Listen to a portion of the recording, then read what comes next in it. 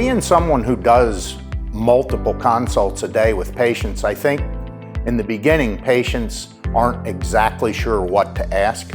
One of the most common things people will ask about is cost, because they just don't know what to ask. And it has to become more of a conversation. And in that conversation, I think one of the first things you want to know is, well, how many cases like mine have you done before? Do you do this kind of work on an everyday basis? I think another thing that's certainly legitimate to ask and might put someone more at ease is, hey, could you show me some of the cases you've done?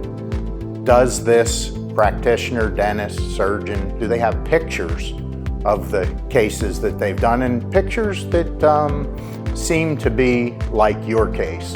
And so these are some important things.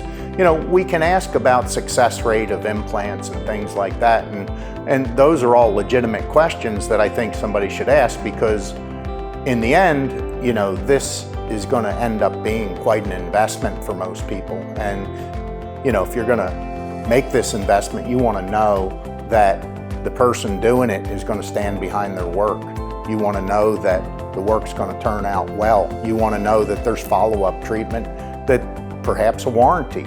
You want to know that you've made the right decision and that the person that you've chosen to come with you on this path is there for you in the end, and that you've made the right decision.